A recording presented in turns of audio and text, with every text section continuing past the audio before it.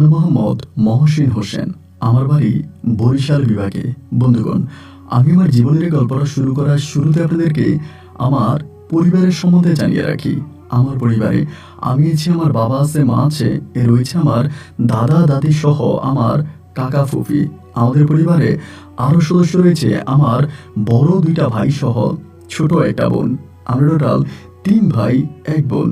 আমাদের পরিবারটা বরিশাল বিভাগ থেকে অনেক দূরের সবুজ শ্যামলে ঘেরা কোনো এক শান্ত অজপাড়া গায়ের এক নিম্ন মধ্যবিত্ত পরিবার। আমার বাবা পেশায় একজন মাস্টার, তবে আমার বাবা কোনো প্রতিষ্ঠানে শিক্ষকতা করে না। আমাদের বাড়িতে আমার বাবা একটা ছোট্ট কোচিং সেন্টার খোলে, সেই কোচিংয়ে আমার বাবা শিক্ষকতা করে।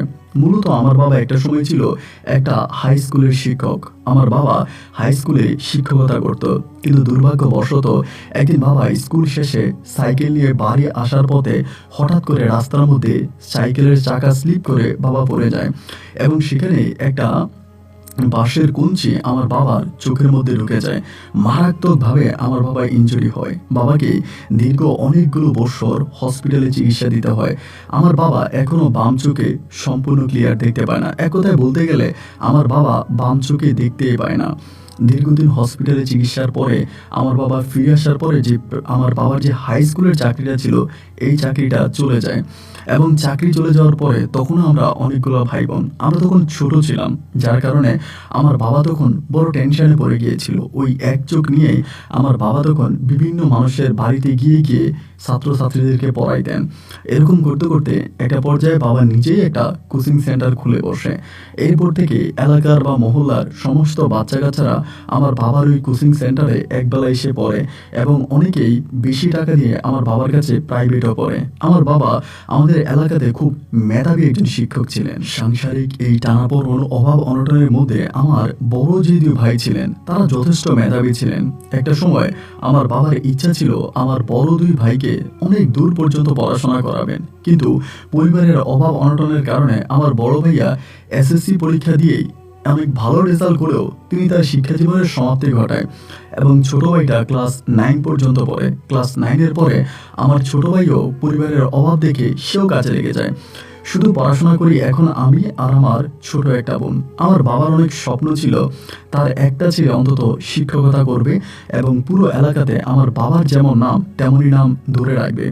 সেই নিরিখে আমার বাবা আমার বড় যে 2 ভাই কামাই করে তাদের টাকা দিয়ে এবং বাবা নিজেও ইনকাম করে আমাকে আর আমার ছোট বোনকে ঠিক পড়াশোনা করাতেন। ছোটবেলা থেকে আমরা তেমন কোনো অভাব অনটন দেখিনি, বিশেষ করে আমি আর আমার ছোট বোন। বড় ভাইয়েরা কষ্ট করে, বাবা কষ্ট করে আমাদেরকে টাকা পয়সা দিত। এমন করে আমার শৈশবের দিনগুলো আস্তে আস্তে করে পার হতে থাকে। আমি যখন ক্লাস 7-এ পড়ি তখন আমার জীবনে একটা মারাত্মক ঘটনা ঘটে। ক্লাস 7-এ পড়া আমার একটা বন্ধু ছিল যার নাম ছিল পলাশ। আমাদের গ্রামটার বিষয়ে আপনাকে একটু জানিয়ে রাখি। আমাদের গ্রামটা একটা ভিন্ন গ্রাম, মানে অন্যরকম একটা গ্রাম। হিন্দু, মুসলিম, বৌদ্ধ, খ্রিস্টান প্রায় সব ধর্মের মানুষরা মিলেমিশে এক অন্যরকম পরিবেশে আমরা বসবাস করি। আমাদের মাঝে নেই কোনো ঝগড়াঝাটি, ধর্ম নিয়ে বিরোধ এবং ধর্ম নিয়ে মারামারি, এরকম কোনো কিছুই নেই। আমরা প্রত্যেকটা ধর্মের মানুষ একসঙ্গে মিলেমিশে আমাদের ওই পাড়ায় বসবাস করি। আমি যখন ক্লাস 6-এ ভর্তি হই তখন থেকে আমার বন্ধু পলাশের সঙ্গে আমার খুব ভালো সম্পর্ক। যখনই ক্লাস 7-এ পড়ি তখন একটা অন্যরকম ঘটনা ঘটে। ঘটনাটা শুনলে আপনি হয়তো একটু অবাকই হয়ে যাবেন। পলাশ কিন্তু পড়াশোনায় খুব ভালো একটা ছাত্র ছিল না, ও পড়াশোনায় খুবই খারাপ ছিল, অনেক অনেক অনেক খারাপ একটা ছেলে ছিল। এরকম করতে করতে একদিন হলো কি, মানে টিফিন পিরিয়ডে, মানে লেজারের সময় পলাশ তখন করে কি, আমাদের স্কুলের পিছনে অনেক বড় একটা তেঁতুল গাছ আছে, অনেক বিশাল একটা তেঁতুল গাছ আছে এবং পলাশ তখন করে কি ওই তেঁতুল গাছ উঠে তেঁতুল পাড়ার জন্য। তখন আমরা ক্লাস 7-এ পড়ি সবাই, তো আমরা বাচ্চারা মানে যারা আছে আমরা সবাই নিচে তেঁতুল গাছের নিচে দাঁড়াইছি। পলাশ একটু দুষ্ট টাইপের ছিল, আবার হিন্দু ধর্মের ছেলে ছিল। ওই তখন করলো কি, গাছ উঠে গেছে, তেঁতুল পারবে এবং তেঁতুল পাইরা ও নিচে তেঁতুলগুলো ফেললো এবং আমরা সবাই তখন তেঁতুলগুলো নিলাম, হাতে নিলাম, নিয়ে আমরা তেঁতুল খাচ্ছি। এমন করতে করতে একটা পর্যায়ে ঘন্টা পড়ে গেছে, মানে লেজার পিরিয়ড শেষ, সবাই ক্লাসে যাবে। পলাশকে তখন ডাকতেছি, ও পলাশ তাড়াতাড়ি নাইমায়, টিফিন তো শেষ হয়ে গেছে, ক্লাসে যাব। ও মা, পলাশ দেখি তখন ওই গাছ থেকে নামতেছে না। সবাই তখন অবাক হয়ে গেলাম, কি ব্যাপার, পলাশের গাছ থেকে নামে না কেন? সবাই ডাকাডাকি করতেছে, ওই পলাশ তুই নেমে আয়, কিন্তু পলাশ আর নামতেছে না। পলাশ যখন নামে না আর এদিক দিয়ে আমাদের টিফিনের সময়ও শেষ, ক্লাসে হচ্ছে শিক্ষক চলে আসবে, আমরা তখন পলাশকে ওই গাছের উপর রেখে আমরা তাড়াহুড়ো করে সবাই তখন চলে আসছে ক্লাসে। ক্লাসে আসার পরে আমরা তখন ক্লাস করতেছি, পলাশ কিন্তু তখনই তেঁতুল গাছের উপরে। তো প্রথম ক্লাসটা যখন শেষ হলো, আমরা কয়েকজন বেরিয়ে দৌড়িয়ে গেলাম যে পলাশ নামছে কিনা দেখার জন্য। কিন্তু গিয়ে দেখে কি যাই, পলাশ খুবই পাতি একটা ঢালের মধ্যে, মানে খুবই চিকনা পাতলা একটা ঢালের মধ্যে বসে আছে। আমরা তখনও তারা ডাকলাম, ও পলাশ তাড়াতাড়ি নাইমে আয়, কিন্তু আমাদের কোনো কথাই ভাই শুনলো না। ও তখনও গাছের মধ্যে বানরের মতো ঝুলে আছে। ঠিক বুঝতে পারলাম না ও কেন এরকমটা করতেছে। এরকম করে করে 3টা ক্লাস হয়ে যাওয়ার পরে কোনো একটা কারণে সেদিন আমাদের স্কুলটা ছুটি দিয়ে দেয়।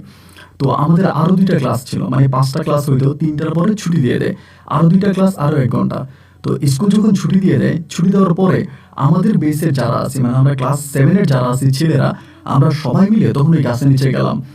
গাছে নিয়ে যে ঢাইকা পলাশে বলতেছি, তুই নেমে আয়, তুই নেমে আয়। এবং ওই তেঁতুল গাছটাও ছিল খুবই শান্ত নিরিবিলি একটা জায়গায়। ওটার পিছনেই ছিল একটা হিন্দু মন্দির, মানে পলাশদেরই একটা মন্দির ছিল, যদিও ওই মন্দিরে এখন আর পূজা আরাধনার কাজ হয় না। তো যতই ডাকাডাকি করতেছি ওকে নামার জন্য, ভাই ওই গাছ থেকে নামেই না। এই ডাল থেকে ওই ডালে পাখির মতো যেন ওই একটা ডাল থেকে আরেকটা ডালে উড়ে উড়ে যাচ্ছে। এরকম করে আমরা থাকতে থাকতে থাকতে থাকতে একটা সময় হঠাৎ করে আসরের আজানটা দিয়ে দেয়। আসরের আজানটা দেওয়া মাত্রই পলাশ তখন ধাপ করে এই তেঁতুল গাছ থেকে নিচে পড়ে যায়, এবং এমনভাবে পড়ে মানে মনে হয় যেন ওর হাড্ডি গুড্ডি ভেঙে গেছে, এরকম ভাবে পড়ে এবং পড়ে ও জ্ঞান হারিয়ে ফেলে, গাছ থেকে পড়ে জ্ঞান হারিয়ে ফেলে। আমরা তখন সবাই কি করলাম, ধরাধরি করে পলাশে তার বাড়িতে নিয়ে গেলাম। হিন্দু পাড়া ছিল, বাড়িতে নিয়ে গেছি। নিয়ে যাওয়ার পরে সবাই তখন ওকে দেখার জন্য আসছে, ওদের পাড়ার যারা আছে। এবং আমি তখন তাড়াতাড়ি করে বাড়িতে গেছি, কারণ যথাসময় বাড়িতে না গেলে আব্বা আবার বকাবাধ্য করবে। বাড়িতে গেছি, বাড়িতে গিয়ে স্কুল ড্রেস খুলে লুঙ্গি আর গেঞ্জি পরে আবারও পলাশদের বাড়িতে আসছে কি অবস্থা দেখার জন্য। আর সে দেখি তখনও পলাশদের বাড়িতে প্রায় অনেক মানুষের ভিড় জমে আছে, হিন্দু মুসলিম প্রায় পাড়ার অনেক মানুষরাই ওখানে ভিড় জমিয়েছে। সবাই বলতেছে পলাশের হাত ভেঙে গেছে, পা ভেঙে গেছে, অবস্থা খুব খারাপ। এবং মাগরিব পর্যন্ত এখানে আমি ছিলাম। মাগরিবের সময় পলাশের বাবা এবং ওই হিন্দু সম্প্রদায়ের আরও কিছু মানুষ মিলে পলাশকে তখন আপনার হসপিটালে নিয়ে যায়। তো বাড়িতে তখন চলে গেছি আমি। ওকে হসপিটালে নেওয়া যাওয়ার পরে পড়তে বসে আর চিন্তা করতেছিলাম, ও গাছ থেকে এইভাবে লাফ দিল কেন, ওই জিনিস শুনে কেনই বা লাফ দিল, আর এতক্ষণ ধরে আমরা ওরে ডাকতেছি ওই নামতেছে না কেন। তো অনেক দাদারা বলে থাকে এই যে যে তেঁতুল গাছটাতে উঠেছে এটা অনেক বড় একটা তেঁতুল গাছ, মানে অনেক প্রাচীন একটা তেঁতুল গাছ। এবং অনেকেই বলা বলি করে যে ওই তেঁতুল গাছের মধ্যেই হিন্দুদের যে কালিমা থাকে উনি নাকি ওখানে থাকে। কিন্তু সবাই বলে যে ওই তেঁতুল গাছে উঠা নিষেধ, মানে উঠতে চায় না। আর পলাশও কিন্তু উঠতে চায় না, আমরাই কিন্তু ওকে একরকম জোর জবস্তি করে তারপরে উঠাইছি। আবার একটু পাতলা টাতলা ছিল, গাছ বাইতে পারে, এই জন্যই ভাই ওকে উঠাইলাম। এবার যেটা হইলো যে ও তখন মানে ওর নিয়ে গেছে আপনার। পরের দিন আমি স্কুলে গেছি, জানতে পারি পলাশ তখনও আসে নাই, ওকে মেডিকেলে ভর্তি করাইছে। পরে আমরা মেডিকেল ওকে দেখার জন্য গেলাম। এর পরের দিন বিকালবেলা সবাই যাওয়ার পরে দেখলাম যে ওর হাত পা দুটোই ভেঙে গেছে, মানে একটা হাত একটা পা ভেঙে গেছে, এবং এগুলো ঠিক হতে প্রায় অনেক সময় লাগবে। এরকম ধরে প্রায় টানা 3 থেকে 3.5 মাসের মতো ও হসপিটালে ভর্তি থাকে। 3-3.5 মাসে ওর অবস্থা আরও বেশি শোচনীয় হয়ে যায়, আরও খারাপ হয়ে যায়। এবং 3-3.5 মাস পরে ও লাঠি ভর করে তখন বাড়িতে আসে। তো শিক্ষকেরা বললো যেহেতু হিন্দু ধর্মের একটা ছেলে, এবং আমাদের এই পাড়ায় মানে আমাদের স্কুলে অনেক হিন্দু শিক্ষক শিক্ষিকা আছে, তো তারা সবাই হিন্দু স্টুডেন্টদেরকে অনেক সাপোর্ট করতো। তো সবাই বলতেছে যে পলাশির যেহেতু এরকম একটা অ্যাক্সিডেন্ট হয়েছে, আমরা তখন আমাদের একটা পরীক্ষা ছিল কিন্তু মানে ফার্স্ট টার্ম পরীক্ষা, তো ফার্স্ট টার্ম পরীক্ষাও দেয়নি। না দেওয়ার পরেও সব শিক্ষকরা মিলে পরামর্শ করে ওকে আবারও মানে আমাদের ক্লাসেই রাখে যে ঠিক আছে ও পড়ো, যেহেতু ওর লাইফে একটা অ্যাক্সিডেন্ট করছে। তো ও পুনরায় আবার আমাদের সঙ্গে পড়াশোনা শুরু করে। কিন্তু ভাই পড়াশোনা শুরু করলে কি হবে, ও হাঁটা চলা ঠিক মতো করতে পারতো না। মানে এরকম আপনার লাঠি আছে, এরকম লাঠি ভর করে প্রতিদিন স্কুলে আসতো, এবং স্কুল শেষ করে ও আবারও বাড়িতে চলে যেত। তো ও যেহেতু পঙ্গু একটা মানুষ, ওরে আমার খুব ভালো লাগতো। আর ও পড়াশোনায় খুব বেশি ভালোও যদি ছিল না, তারপরেও 6 থেকে ও আমার খুব ভালো একটা বন্ধু ছিল। জানি না কেন ওরে আমার ভালো লাগতো, বা সবসময় ওর সঙ্গে কথা বলতে আমার অনেকটা ভালো লাগতো। আমি সবসময় ওর সঙ্গে প্রত্যেকটা বিষয় নিয়ে আলাপ আলোচনা করতাম, ওর সাথে এখানে সেখানে যাইতাম। মানে বন্ধু হিসাবে ও একজন বেস্ট ছিল আমার, মানে সবার তুলনায় ও আমার খুবই বেস্ট একটা ফ্রেন্ড ছিল। যাই হোক ভাই, তখন এভাবেই সময়গুলো যাচ্ছে, 1 দিন 2 দিন 3 দিন করে সময়গুলো যাইতেছে। এরকম করতে করতে আমরা ক্লাস 7 থেকে ক্লাস 8-এ উঠি, এবং ক্লাস 8-এ উঠার পরে ক্লাস 8-এর বছরে যখন আমরা ক্লাস 8-এ উঠি, ওই বছরে হঠাৎ করে পলাশের দুঃসম্পর্কের একটা মেয়ে মানে কিভাবে ওর আত্মীয় হয় সেটা জানি না, ওদের পাড়ায় আসে এবং পাড়ায় এসে এই হিন্দু মেয়েটা তখন ক্লাস 7-এ ভর্তি হয়, আমরা তখন ক্লাস 8-এ উঠে যাই। তো ক্লাস 8-এ উঠে গিয়ে মেয়েটা তখন ক্লাস 7-এ ভর্তি হয় এবং মেয়েটার নাম ছিল সীতা রানী। আর এই মেয়েটা দেখতেও না খুবই সুন্দর ছিল, মানে অনেক সুন্দর ছিল। আর হিন্দু মেয়েরা দেখবেন কি, আমার আমার ওপিনিয়ন থেকে বলি আর কি, যে হিন্দু মেয়েরা অনেক সুন্দর হয়, মানে ওরা যখন স্কুলে পড়ে বা কেন যেন অনেক সুন্দর, এবং বিয়ের পরে একটা সময় গিয়ে তাদের চেহারা কেমন যেন একটু অন্যরকম হয়ে যায়। বা যুবতী যারা থাকে এদের প্রায় প্রত্যেকের চেহারাই বেশ সুন্দর থাকে। তো সীতারানী যখন স্কুলে ভর্তি হয়েছে, সবাই তখন এই মেয়েটার জন্য মানে একটু ক্রাশ খেয়ে গেছে। ক্লাস 7-এ পরে, বয়স কম, বাট দেখতে শুনতে দুধে আলতা, খুবই সুন্দর ছিল। যার জন্য আমাদের স্কুলের হিন্দু মুসলিম প্রায় সব ছেলেরাই এই মেয়ের পিছনে ঘুরতে থাকে। কিন্তু মেয়েটা ভাই কাউরে পাত্তা দিত না, কারোর সঙ্গে কথা বলতো না। ছাত্রী হিসেবেও খুব মেধাবী ছিল, মানে অনেক মেধাবী ছাত্রী ছিল। স্কুলে আসতো, ক্লাস করতো। অনেক ছেলেরা তখন তো আসলে মানে আপনার টেলিফোন বা মোবাইল এসবও ছিল না, শুধু চিঠির জামানা ছিল। কত ছেলেরা যোগে চিঠি দিত তার হিসাব নাই, কিন্তু চিঠিগুলো নিয়ে চলে যেত, কারোর সঙ্গে কথা বলতো না। শুধু স্কুলের মধ্যে একমাত্র কথা বললে পলাশের সঙ্গে কথা বলতো, যেহেতু পলাশ ওদের ধর্মের, আর মেয়েটার সঙ্গে পলাশের একটা ভালো সম্পর্ক আছে, আত্মীয় সম্পর্ক, এই জন্য শুধুমাত্র পলাশের সঙ্গে কথা বলতো। আর পলাশও সবাইকে বলতো যে ওর দিকে তাকাইস না, ওই আমার জান, ওই আমার প্রাণ, ওই আমার প্রেমিকা, এরকম করে সবাই বলতো যাতে মেয়ের সঙ্গে কেউ কথা না বলে। কারণ পলাশও কিন্তু এই মেয়েটাকে অনেক পছন্দ করতো ভাই, অনেক পছন্দ করতো। তা এই জিনিসগুলো দেখতাম। আরেকটা কথা আপনাকে গোপনে জানিয়ে রাখি, এই মেয়েটাকে আমার নিজেরও অনেকটা ভালো লাগতো। তবে ভালো লাগলেও না, আমি একটু মানে গম্ভীর টাইপের ছেলে ছিলাম। নিজের পছন্দ অপছন্দের বিষয়গুলো আমি হুটহাট করে কারোর সঙ্গে শেয়ার করতাম না, এটা নিজের মাঝে লুকিয়ে রাখতাম। খুব বেশি প্রয়োজন ছাড়া মনের কথা অন্যের কাছে প্রকাশ করতাম না। এরপরে দেখা গেল দিন যত সামনের দিকে যাচ্ছে, এই মেয়েটার প্রতি স্কুলের পোলাপাইনের আকর্ষণ ঠিক ততটাই বাড়তেছে। তো এরকম করতে করতে প্রায় আমরা তখন ক্লাস 8 থেকে ক্লাস 9 উঠে যাই। তো এখানে আরেকটা খুবই গুরুত্বপূর্ণ কথা আপনাকে বলতে ভুলে গেছিলাম। মানে পলাশ যখন হঠাৎ করে আমাদের স্কুলে চলে আসে, মানে ওর পা ভাঙার পরে ও যখন আমাদের সঙ্গে ক্লাস করে, মানে ক্লাস 7 থেকে আমরা যখন ক্লাস 8-এ উঠি, ক্লাস 8-এ ওঠার পরে না ভাই, মানে ওর পা ভাঙার পরে ও হঠাৎ করে অনেকটা মেধাবী হয়ে যায়। মানে মেধাবী কিরকম হয় আপনি শুনলে হাসবেন। ধরেন ও যে পড়া কোনোদিনও পারতো না, ওর যদি স্যার জিজ্ঞেস করতো যে পড়া কে কে পারো না দাঁড়াও, আমরা সবাই দাঁড়ায় যেতাম, পলাশ বসে থাকতো। তো স্যার যখন বলতো যে পলাশ তুই এটা পারিস, ও বলে পারি, তাই বলতো ও পটপট করে বলতে শুরু করতো।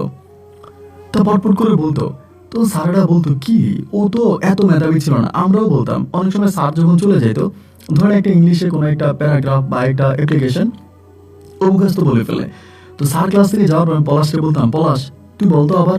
ওনা ভাই আর তখন বলতে পারতো না। কি রে তুই একটু আগে ক্লাসে যখন স্যার আসলো তুই হুট করে দাঁড়ায় সবার সামনে এটা পড়তে শুরু করলে, বললি, তা এখন বলতে পারিস না কেন? ও বলে জানি না। এরকম অনেকগুলো বিষয় যেগুলো আসলে বাস্তবতার সাথে সামঞ্জিক না, এরকম কিছু কাজও করে বসতো। এবং অনেক সময় অনেক ভবিষ্যতের কথা বলে ফেলতে পারতো। ধরেন আমাদের এই আজকে একটা কঠিন ক্লাস আছে, ধরেন গণিতের ক্লাসটা, এটা দুইটা ক্লাসের পরে গণিতের ক্লাসটা আসবে। ওই সময়ের ভিতরে ও হঠাৎ করে সবাই বলতো আজকে আমাদের গণিতের স্যার ক্লাস নেবে না। তা আমরা বলতাম তুই কেমনে জানিস? বলে দেখবি, তোরা টেনশন করিস না, দেখবি স্যার আজকে ক্লাস নেবে না। ওমা, ঠিকই দেখতাম যে স্যার ওই সময় স্যারের একটা অ্যাক্সিডেন্ট ঘটে যেত, হয় কোনো পারিবারিক সমস্যা হতো, অথবা স্যারের মন খারাপ হতো, অথবা কিছু না কিছু, স্যার ওই সময় ক্লাস নিত না। মানে পলাশ যেটা 1 ঘন্টা আগে বলে দিত, 1 ঘন্টা পরে ঠিক সেটাই ঘটতো। তখন থেকে আমরা সবাই পলাশকে কবিরাজ বলে ডাকতাম, আমরা দুষ্টুমি করে ডাকতাম তুই তো কবিরাজ। ও অনেক মানে তথ্য দিয়ে দিতে পারতো, যেগুলো আসলে স্বাভাবিক মানুষের পক্ষে বলা খুব কঠিন ছিল। তা এরকম অনেক তথ্য দিয়ে দিত। মানে এরকমও কথাও বলতো যে, মানে আমি আপনাকে জাস্ট এটুকুই বলি, যেই পড়াটা ধরেন আমাদের জানার কথাই না, ধরেন কোনো একটা বইয়ের ভিতরে ও বলে দিতে পারতো যে অমুক পৃষ্ঠায় অমুকটা আছে, তমুক পৃষ্ঠায় তমুকটা আছে, পরীক্ষা দিত, রেজাল্টও ভালো হইতো। তা আমরা তখন থেকে ধারণা করতেছিলাম যে পলাশের সঙ্গে কিছু একটা আছে, এবং যেটা আছে এটা নর্মাল নয়, এটা অনেক হাই এবং খারাপ কিছু একটা পলাশের সঙ্গে আছে। এবং এই জন্য আমরা পলাশের সঙ্গে কথা বলতেও খুব ভয় পাইতাম। আর পলাশ যে আপনার সীতারানীকে পছন্দ করতো, তা আমরাও সীতারানীর সঙ্গে খুব বেশি একটা কথা বলতাম না, আমরা জানতাম যে ও একটু এরকমই, তা এই জন্য আমরা কথা বলতাম না। এইভাবে দিন রাতগুলো পার হইতে প্রায় 1 বছর পর্যন্ত। ও যখন ক্লাস 7 থেকে আমরা যখন ক্লাস 8-এ উঠি, ওই সময় রেজাল্ট অনেক ভালো করে। ওর 7-এর বছরে ওর রুল নাম্বার ছিল 45, আর যখনই ক্লাস 7 থেকে ও ক্লাস 8-এ ওঠে তখন তার রুল নাম্বার হয়ে যায় 3। এটা চিন্তা করা যায়, কোথায় 45 কোথায় 3। তো আমরাই বুঝতাম যে কিছু একটা ওর মাঝে আছে। ক্লাস 8-এ ওঠার পরে সীতারানী যখন আমাদের স্কুলে ভর্তি হয় তখনকার পর থেকে আস্তে আস্তে করে ওর এই সমস্যাগুলো বাড়তে থাকে। ধরেন ক্লাসের মধ্যে ও হঠাৎ করে হেসে ওঠে, তার শিক্ষকরা বলে কিন্তু হাসলি কেন, ও কিছু বলে না। হঠাৎ করে ক্লাস থেকে বেরিয়ে যায়, হঠাৎ করে অজ্ঞান হয়ে যায়, এবং হঠাৎ করে ধরেন ওর খিদা লাগে, ও খাবে, মানে এমন সব কাজও করে। নর্মালি বোঝা যায় যে ওর সঙ্গে কিছু একটা আছে, কিছু একটা ওর সঙ্গে উপস্থিত আছে, এবং যার কারণে ও এরকমটা করতেছে। এরকম করে করে ক্লাস 8 থেকে আমরা যখন ক্লাস 9-এ উঠে যাই তখন ধরেন ও কিছুটা মানে ওই পাগলামির মাত্রাটা আরো বেড়ে যায়। তবে ক্লাস 8 থেকে ক্লাস 9 ওঠার সময় রেজাল্ট অনেক ভালো করে, মানে রুল নাম্বার 3 ওর 3-এ থাকে। তো 9 ওঠার পরে ও মানসিকভাবে অনেকটা পাগল হয়ে যায়, মানে কারোর সঙ্গে খুব বেশি একটা কথা বলে না, অনেকটা পাগল হয়ে যায়। তখন ওর বাবা মা পুরোপুরিভাবে প্রস্তুতি নেন যে ওর সঙ্গে কিছু একটা আছে। এরপর ওকে কবিরাজের কাছে নিয়ে যাওয়া হয় এবং অনেক বড় ধরনের কবিরাজের কাছে নেওয়ার পরে ওর হাতে পায়ে তাবিজ তুমান পরিয়ে খুব মানে স্ট্রংলি অনেক টেক কেয়ারলি ওকে হচ্ছে প্রায় 1 মাসের মতো ঘরে বন্দি করে রাখে। আমরা জানতে পারি ওর সঙ্গে নাকি কালি ভর করে চোর পরে, এবং ওর হাতে তাবিজ পায়ে তাবিজ, এবং প্রতিদিন কবিরাজ এসে ওরে মানে তান্ত্রিক এসে ওরে ঝাড় ফুঁকর করে যেত। এরকম করে 1 সপ্তাহ পর্যন্ত ও বাসায় বন্দি ছিল। 1 মাস বন্দি ছিল। 1 মাস পরে আবারও ক্লাস শুরু করছে। তো এবার যখন ভাই ও ক্লাসে আসতো ও তখন আর পড়া আগের মতো বলতে পারতো না, মানে ধরেন ওরা স্যারিটা বলতেছে বলার জন্য ও বলতে পারে না। আপনি কিভাবে বিশ্বাস করবেন, মানে আমরা অবাক হয়ে যেতাম যে ছেলেটা স্যারে দাঁড়ান মানে যখন ওরা পড়া জিজ্ঞেস করতো ও সব বলিতে পারতো, যেটা আমরা নিজেরাও জানতাম না, আমাদের কল্পনার বাইরে ছিল, এমন সব ইনফরমেশন দিতে পারতো। যখনই ওর সঙ্গে জিনিসটা চলে গেল, হাতে পায়ে তাবিজ পরাই দিল, তখনও পুরোপুরি শান্ত। ওর সঙ্গে তখন এই জিনিসটা নাই, এবং আমরা বুঝতে পেরে আগের ক্লাসে আবার আগের মতো হয়ে গেছে। তা ওই তখন দুঃখ করে সবাই বলতেছিল, ইস যদি আমার সাথে এই জিনিসটা এখনো থাকতো তাহলে কতই না ভালো হতো, আমি এখনো আগের মতো পড়াশোনা করতে পারতাম, এখনো আগের মতো আমি রেজাল্ট করতে পারতাম, ভালো রেজাল্ট করতে পারতাম। ইস যদি আমার সঙ্গীটা আগের মতো থাকতো। খালি হয়ে গেলা বলতো, ওইটা কেন আমি চলে মানে কেন মিস করলাম, কেন কি করলাম। ও শরীর ওর বাপায় তাবিজ পরে, তাবিজগুলো পর্যন্ত খুলে ফেলে, এটা যেন ওর উপরে আবার ভর করে এবং আরো ভালো রেজাল্ট করতে পারে বা পড়াশোনা ঠিকমতো টিচারদেরকে দিতে পারে। এই জন্য ও করতে কি মানে শরীরের মধ্যে তাবিজগুলো পর্যন্ত খুলে ফেলে, কিন্তু এতে আর কোনো কাজ হয় না, এটা আর ওর উপরে আসে না।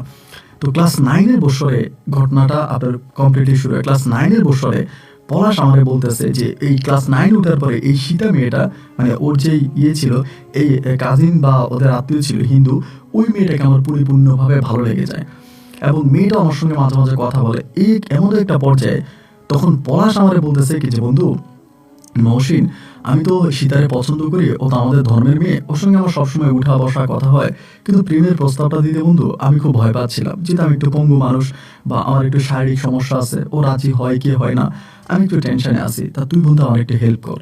তাই বললাম ঠিক আছে, কি হেল্প করা লাগবে তুই বল। ও তখন করলো কি আমারে মানে একটা প্রেমের চিঠি লিখে দিল, মানে লিখে দিল, ও নিজে লিখছে, লিখে বললো যে এইটা সীতারে দেওয়ার জন্য, মানে যেটা প্রেম প্রস্তাব আর কি। তো ওই যেদিন লিখে দিল ওই দিন আমাকে দিতে বলছে, বাট আমি ক্লাসের ভিড়ে ওই সময়টা পাইনি। তখন সীতা আপনার ক্লাস 9-এ পড়ে, 8-এ পড়ে, আমরা ক্লাস 9-এ পড়ি, এই সময়ের কথা আপনাকে বলতেছি। তো আমরাও 9-এর মানে লাস্ট ইয়ারের মধ্যে আছি, মানে আপনার বছরের শেষের দিকে আছে, আমরাও ক্লাস 10-এ উঠে যাবো, এটা মানে আপনার বার্ষিক পরীক্ষার আগে। তারপর হলো কি ও যখন ওই চিঠিটা দিল, আমি ওই দিন চিঠিটা দিতে পারি নাই, না দেওয়াতে আমি চিঠিটা নিয়ে তখন বাড়ি চলে গেছি। বাড়ি চলে যাওয়ার পরে রাতের বেলায় চিন্তা করতেছি যে মেয়েটার তো আমারও ভালো লাগে। এখন পলাশ যে আমার চিঠি দিল, আমি পলাশের চিঠিটা মেয়েটাকে দিব কি দিব না এরকম চিন্তা করতে করতে আমি তখন পলাশের চিঠিটা খুলে ফেলি। তো ভাই প্রেম ভালোবাসা নিয়ে আমার কোনো অভিজ্ঞতা ছিল না, প্রেম ভালোবাসা এসব নিয়ে আমার কোনো অভিজ্ঞতা নেই। আমি চিঠিটা তখন পড়লাম, পড়ে দেখলাম যে চিঠির ভাষাটা বেশ মিষ্টি ছিল, এবং ও মেয়েটাকে মনে প্রাণে ভালোবাসে এমনটাই সে তার চিঠির মধ্যে ফুটিয়ে তোলে। এরপরে আমি করলাম কি এই চিঠিটা হুবাহুব আমি আবারও লিখলাম, কিছু জিনিস এদিক সেদিক করে লিখলাম, এবং শেষে আমি আমার নামটা দিয়ে দিলাম। ওর নামটা কেটে মানে পলাশ না দিয়ে ওখানে আমি মহসিন দিয়ে দিলাম। দিয়ে আমি ওর চিঠিটা না দিয়ে আমি আমার চিঠিটা নিয়ে স্কুলে আসছি, যে আজকে আমি আমার চিঠিটাই সীতাকে দিব। এই করে স্কুলে যাওয়ার পরে পলাশ আমার জিজ্ঞেস করে, বন্ধু তুই কি চিঠি আনছিস? আমি বললাম হ্যাঁ চিঠি আনছি, তুই টেনশন করিস না, আমি চিঠি দিব। পলাশটি এরকম করে ভুং ভাং বুঝিয়ে আমি তখন করলাম কি এই চিঠিটা মানে আমি যেটা লিখলাম আর কি, এটাই লেজার ফিউডে মানে টিফিনের সময় এই সীতার হাতে দিয়ে দিলাম। এটা কিন্তু পলাশ দেখতে পাই নাই, সীতার হাতে দিয়ে দিছি। দিয়ে দেওয়ার পরে সীতা তখন চিঠিটা নিয়ে গেছে। আমি সীতাকে চিঠিটা দেওয়ার সময় বলে দিছি যে আমি যে তোমাকে চিঠি দিছি এটা তুমি আমি ছাড়া যেন আর কেউ না জানে, ইভেন পলাশও যেন না জানে। পরে বলে আচ্ছা ঠিক আছে কেউ জানবে না। মেয়েটাও মনে হয় আমাকে পছন্দ করতো এবং সেজন্যই সে আমার চিঠিটা নিয়ে যায় এবং চিঠিটা পড়ে এবং সে পরের দিনে আমাকে উত্তর পাঠায় এবং উত্তরটাও খুব পজিটিভে হয়। ওই আমাকে পছন্দ করে এবং ওই আমাকে সেটাই লেখে। এরকম করার পরে আমার পলাশ বারবার বলে, ও বন্ধু কিরে তোর কি উত্তর দিছে, উত্তর কি তোর দিছে? আমি বললাম দেখ তুই এমনি বিরক্ত করিস না, এভাবে যদি বিরক্ত করিস তাহলে একটা সময় ও হয়তো বিগড়ে যেতে পারে, হয় রেগে যেতে পারে। এখানে আরেকটা কথা আমি আপনাকে বলতে ভুলে গেছিলাম, ক্লাস 9-এর লাস্টের দিকে কিন্তু পলাশ পড়াশোনা ছেড়ে দেয়, কারণ ও আগে অনেক ভালো ছিল, ওর সঙ্গে কিছু একটা ছিল এই জন্য। এবং যখনই ওর সঙ্গে এই জিনিসটা চলে যায় ও তখন শিক্ষকদের সাথে মানায় নিতে পারতেছিল না, মানে ম্যাচ করতে পারতেছিল না। স্যাররা ওরা একটা বললে ও আর একটা বলতো বা হতো না, ও তখন পড়াশোনা ছেড়ে দেয়। তো এই জন্য ও আসলে খুব বেশি একটা শীতের সাথে আগের মতো কথা বলতে পারে না। শীতে স্কুলে যায়, স্কুল থেকে চলে আসে, ও তার এখন স্কুলে আসে না। এই তখনই আমাকে চিঠিটা দিয়ে দেয় আর কি, দিয়ে বলতেছে যে কি হলো, উত্তর কি দিছে? আমি বললাম হ্যাঁ দিবে, অপেক্ষা কর। এভাবে প্রায় 3টা চিঠি আমাদের আদান প্রদান হয়ে যায়, আমার আর সীতার 3টা চিঠি আদান প্রদান হয়। 3টা চিঠি আদান প্রদান হওয়ার পরে আমি চিন্তা করতেছি কোন দিন পলাশ ওরে আবার রাস্তায় দাঁড়ায় বলতেছে যে তোমার যে এই হচ্ছে মৌসুমী চিঠি দিছে এটার উত্তর দাও না কেন। এরকম যদি কোনোদিন সীতারের রাস্তায় দাঁড়ায় জিজ্ঞেস করে তাহলে সীতা বলবে আমি তো উত্তর দিছি, বা এরকম বলে দিবে। বা মৌসুমী যদি যদি কোনোদিন পলাশ জানতে পারে যে সীতার সাথে আমার সম্পর্ক আছে তাহলে তো আমাকে আস্ত রাখবে না, ও তো খুব রাগী ছেলে এবং খুব বদমেজাজি। না আমি চিন্তা করলাম কি করা যায়, তখন নিজেই সিদ্ধান্ত নিলাম যে আমি সীতাকে পুরোটা বিষয় বলে দিব, পুরোটা বিষয় সীতাকে বলে দেবো যে সীতা এমন এমন ঘটনা, এবং আমার আসলে পলাশ বলছিল ওর চিঠিটা দেওয়ার জন্য আমি আমার চিঠিটা তোমাকে দিয়েছি, এবং এটা পলাশ কিভাবে নিবে তা তো জানি না। এটা চিন্তা ভাবনা করেই দেন আমি তখন সীতাকে একদিন পুরো 2 পৃষ্ঠা লাগে, আমার মনে আছে 2 পৃষ্ঠা ধরে আমি তখন আমার মনের কথাগুলো সীতাকে লিখে পাঠাইলাম, যে পলাশ আমাকে মূলত বলছিল তোমাকে দেওয়ার জন্য, বা পুরো ঘটনাটা আমি একদম বিশ্লেষণ করে ওকে লিখে পাঠাইছি। তাই উত্তরে ও খুব হাসি দিছে, মানে অনেকগুলো হাসি রেট পাঠাইছে উত্তরে, এবং আমার সাথে খুব হাসাহাসি করলো এটা নিয়ে। ও বলে আমি তো জানি পলাশ আমাকে পছন্দ করে, এবং কিন্তু ও তো এটা বুঝে না আমাদের বিয়ে হবে না, কারণ আমাদের গোত্রের না জানি কিসের মিল নেই, ও বলে এই জন্য আমাদের বিয়ে হবে না, আর আমি ওর সাথে কখনো সম্পর্ক করবো না। আমার আসলে সত্যি কথা বলতে মুসলিম ছেলেদেরকে ভালো লাগতো। আর বড় কথা হচ্ছে মুসলিমদের যে রমজান মাস আসে ওরা যে রোজা থাকে, ভোরাতে উঠে ওরা ভাত খায়, সারাদিন রোজা থাকে এবং ইফতার করে মাগরিবের সময়, এটা আমার খুব পছন্দ। মানে আমি আমার ফ্রেন্ডের সঙ্গে মাঝে মাঝে রোজা থাকতাম, আমাদের বাড়িতে যখন ছিলাম আর কি, আমি এরকম রোজা থাকতাম। ও কিন্তু এখনো নানু বাড়িতে আছে, আগে ওদের বাড়িতে থাকতো, তবে আমাদের বাড়িতে থাকতাম, আমি এরকম রোজা থাকতাম। তো আমার এটা খুব ভালো লাগে এবং মুসলিম ছেলেদের আমার খুব পছন্দ হয়। পলাশ আমার পছন্দ করে আমি জানি, বাট আমি পলাশকে কখনোই ভালোবাসিনি বা বাসবো না। তো আমি বললাম আচ্ছা ঠিক আছে, তো এখন আমি পলাশকে কি বলবো? ও পলাশ যদি তোমাকে জিজ্ঞেস করে, তো ও তখন আমাকে বলে প্রবলেম নাই, আপনি পলাশকে বলবেন যে আমি পলাশের প্রস্তাবে রাজি, তাই পলাশ যেন আমার সঙ্গে কথা না বলে আর একটু সময় নেবেন, মানে এটা আমাকে শিখিয়ে দিছে। আচ্ছা ঠিক আছে। এভাবে আমি তখন পলাশকে ঘুরাচ্ছিলাম যে দোস্ত অত রাজি হচ্ছে বা হচ্ছে না। এই করতে করতে একদিন সন্ধ্যার সময় ওদের বাড়িতে কেউ নেই, না থাকার পরে পলাশ তখন আমাদের বলে যে দোস্ত আজকে তোদের বাড়ি খালি আছে, আমি ওদের বাড়িতে যাব, গিয়ে ওরা ধরবো, ধরে জিজ্ঞেস করবো কেন আমাকে প্রস্তাব দিচ্ছে না, আমার চিঠি উত্তর দিচ্ছে না। আমি বললাম দেখ বন্ধু পাগলামি করিস না, তুই যাইস না আমি যাই, তুই বাইরে দাঁড়া আমি যাই, এবং আমি গিয়ে আমি ওরে বুঝাই।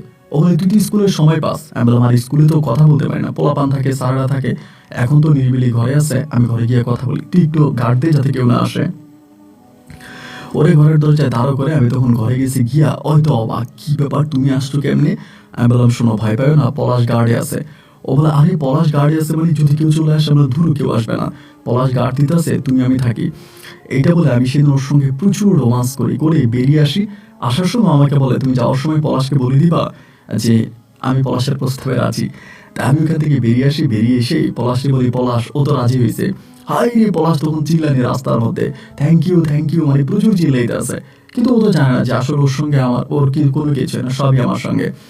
এইভাবে দিন রাত গুলো কাটতে কাটতে ক্লাস 9 থেকে আমরা ক্লাস 10-এ উঠে গেছি।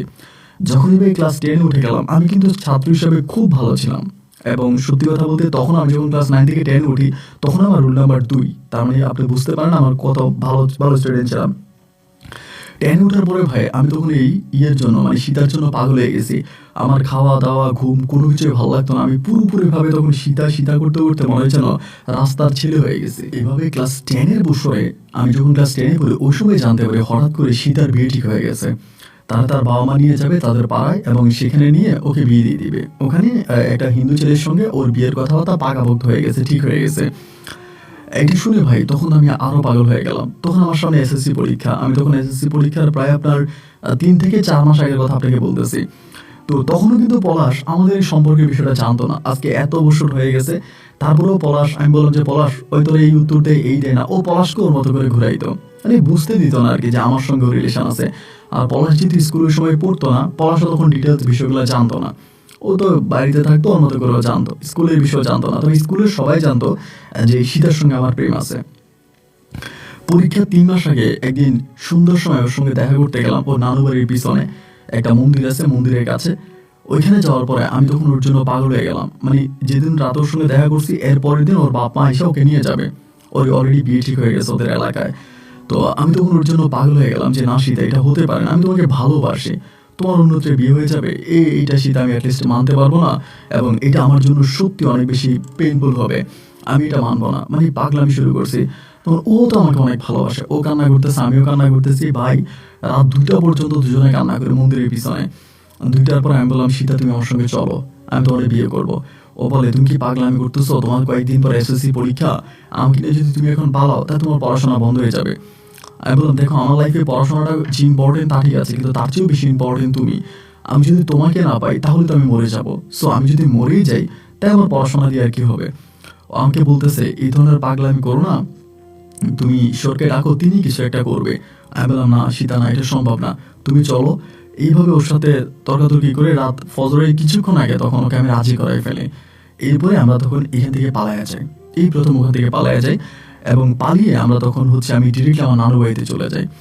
নানু বাড়িতে যাওয়ার পরে ওরি নিয়ে আমি যখন পালায়া যাই, পরের দিন সকালবেলায় পুরো মহল্লাতে খবর হয়ে যায়, এলাকাতে খবর হয়ে যায়, এবং পলাশও তখন বিষয়টা জেনে যায় যে আমি সীতাকে নিয়ে পালাইছি। আমি জানি না তখন পলাশের অনুভূতি কেমন ছিল, কারণ তখন তো মোবাইল ফোনটাও নাই, তা আমার কাছেও কোনো ফোন নাই বা আমরা ওইসব যাই না। নানু বাড়িতে চলে গেছি, চলে যাওয়ার পরেই যেদিন চলে গেছি ওই দিন বিকালবেলা আমার মা তখন আমার নানু বাড়িতে গেছে। মা তখন খবর পাইছে, গিয়ে আমার আব্বা রাগ করে যায় না, কারণ আমার আব্বা আমাকে অনেক ভালোবাসতো। আব্বার পুরো স্বপ্ন আমি ধূলিসাৎ করে দিয়েছি। আব্বা মানসিকভাবে অনেকটা কষ্ট পাইছে, যার কারণে বাবার গেল না, এবং বাবা না গিয়ে তখন মারে পাঠাইছে। মা গিয়া আমার হাতে ধরতেছে, পায়ে ধরতেছে, আমারে বলতেছে মহসিন তোর বাবা অনেক কষ্ট করে তোরা পড়াশোনা করাইছে, এবং তোরে পড়াশোনা করানোর জন্য তোর বড় 2টা ভাই তোর থেকেও ভালো মেধাবী ছিল, বাট আমরা ওদেরকে পড়াশোনা করাই নাই, আমরা তোরে পড়াশোনা করাইছি। আমাদের স্বপ্ন ছিল তুই একদিন ভালো হবি, ভালো একটা রেজাল্ট করবি, ভালো একটা অবস্থানে যাবে, আমরা তোর নিয়ে এত স্বপ্ন দেখছি, আমাদের এই সব স্বপ্ন ধূলিসাৎ হয়ে যেতে পারে না, তুই এটা করিস না। মানে আমার মা আমার বারবার বলতেছে ওরে ফিরে দেওয়ার জন্য। তো আমি তখন ওরে নিয়ে পালায় চলে আসছি, এটা পুরো দেশবাসী এলাকাবাসী জেনে গেছে। এখন আমি ওরে কেমনি ফিরিয়ে দিই, আমার যতই বলতেছে আমি আমার কোনো কথাই শুনি নাই। এবং একটা পর্যায়ে দেখলাম যে এখানে যদি আমি থাকি তাহলে আরো খারাপ হয়ে যাবে, মা পরে আমার বড় ভাইদেরকে আনবে, বড় ভাই আরে মারবে, বা হিন্দু পাড়ার লোকেরা আসবে, একটা ঝামেলা হবে। সিরাতে আমি তখন করছি কি ভাই, মানে আপনি কি বলবো, আমার বাবা খুব কষ্ট করে, আমার বাবা তো অন্ধ ছিল একরকম, অনেক কষ্ট করে টাকা জমে আমার মাকে একটা স্বর্ণের চেন কিনে দেয়। রাতের বেলায় আমার মায়ের গলা থেকে আমি সেই চেনটা চুরি করি। চুরি করে মাঝরাতে আমি তখন এই সীতারে নিয়ে আমার নানু বাড়ি থেকে পালাইয়া যাই। পালায় আমরা বরিশাল সদরে চলে যাই, আমরা যে উপজেলা আছি সেই উপজেলা শহরে চলে যাই, এবং সেখানে গিয়ে আমি তখন ওরে নিয়ে একটা ঘর ভাড়া করি। আমরা স্বামী স্ত্রী পরিচয় একটা ঘর ভাড়া করি। আমি অবশ্যই মানে দেখতে শুনতে একটু বড় টড়ই ছিলাম, মানে আমার বয়স কম হতে পারে, বাট দেখতে শুনতে মনে হয় যেন অনেকটা বড় বয়স হয়ে গেছে। সে জায়গায় তখন আমি তাকে নিয়ে একটা ঘর ভাড়া করি, করে সেই এলাকাতে একটা ছোটোখাটো দোকানে একটা চাকরিও ঠিক করি। চাকরি করি, এভাবে চলতেছি। তখন প্রায় 4 মাসের মতো হয়ে গেছে। এই 4 মাস আমার মা বাবা অথবা আমার পরিবার পরিজন কারোর সঙ্গে আমার কোনো যোগাযোগ নেই। 4 মাস পরে আমি তখন খোঁজ নিতে গেলাম এলাকার খোঁজ নিতে গিয়ে জানতে পারি আমার আব্বা মা এবং সীতার পরিবারও আর সীতারে খুঁজতে বেরোয় নাই। কারণ হিন্দু ধর্মের একটা নিয়ম ছিল কি, তাদের ধর্মের কোনো মেয়ে যদি কোনো মুসলিম ছেলের হাত ধরে চলে যায় তখন তার বাপ মা এই মেয়েটাকে আর গ্রহণ করে না, এবং তারা নাকি তার যে জামা কাপড় আছে, তার যে বইপত্র আছে, তার যা কিছু আছে সব কিছু তারা চিতায় পুড়িয়ে ফেলে, মানে চিতার আগুনে পুড়াই দেয়, এবং তারা মনে করেছে ওই সারা জীবনের জন্য মরে গেছে তাদের জীবন থেকে। এটা মনে করি চিতার আগুনে সবকিছু পুড়িয়ে দেওয়া হয়। সবকিছু পুড়িয়ে দিয়ে ওরা সম্পূর্ণভাবে সীতাকে ওদের জীবন থেকে মুছে ফেলে, এবং সীতার কোনো খোঁজ খবর নেয় না। আমি তখন সীতাকে নিয়ে ওখানে আছি, আর আমার বাবা মাও আর আমার খোঁজ খবর নিচ্ছে না। কিন্তু ওখানে একটা ভয়ানক খবর জানতে পারি কি, পলাশ নাকি পুরো পাগল হয়ে গেছে। মানে আগে যেরকম ছিল ঠিক এরকম হয়ে গেছে। ওই গাছে উঠে বসে থাকে, এখানে উঠে বসে থাকে। মানে আমি সীতাকে নিয়ে পালিয়ে যাওয়ার পর থেকে ও মানসিকভাবে সম্পূর্ণরূপে পাগল হয়ে গেছে। মানে মানসিকভাবে এতটাই পাগল হয়ে গেছে ও, মানে পুরোপুরি মানে এরকমও হতো নাকি নিজের কাপড় নিজে খুলে গাছের উপর গিয়ে বসে থাকতো, এমন অবস্থা ওর দেখা দেয়। তা আমি সত্যি কথা বলতে কি ভাই, পলাশের জন্য খুব কষ্ট পাই, কারণ ও আসলেই সীতাকে অনেকটা ভালোবাসতো, কিন্তু আমি ওর সাথে বেইমানি করেছি এবং এটার জন্য সীতা নিজেও অনুতপ্ত। ও নিজেও বলে যে আসলেই সত্যি আমরা পলাশের সাথে অনেক বেইমানি করেছি, পলাশ তোমাকে বিশ্বাস করেছে এবং তুমি সেই বিশ্বাসের মানে অমর্যাদা করেছো, একইভাবে আমিও পলাশের সঙ্গে অনেক চিটিং করেছি। ও অসুস্থ বা ওর উপর এই খারাপ জিনিসটা আবার ভর করছে, এটা জেনে আমরা মোটামুটি দুজনেই কষ্ট পাই। তারপর আমি একটা দোকানে চাকরি করি, ওকে নিয়ে বেশ ভালো আছি।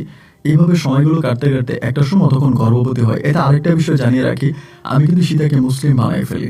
একটা হুজুর ডেকে কলমা পড়িয়ে, মানে ওভাবে তো কোর্টের মাধ্যমে এভিডেভিটের মাধ্যমে মুসলিম বানাতে পারি না, আমাদের তো অত টাকা ঢুকা নেই, যার জন্য জাস্ট একটা হুজুর ডেকে হুজুরের মাধ্যমে কলমা পড়াই এবং এরপরে আমরা দুজনে আবারও কলমা পড়ে আমরা বিয়ে করি। মানে ওকে আমি টোটালি মুসলিম বানাই ফেলে ও মুসলিম ধর্মের মাধ্যমেই তখন চলতো। যাই হোক, আলহামদুলিল্লাহ করে এভাবেই তখন আমাদের দিন রাতগুলো স্বামী দিকে অতিবাহিত হয়েছে, আমরা স্বামী স্ত্রী বেশ ভালোই আছি।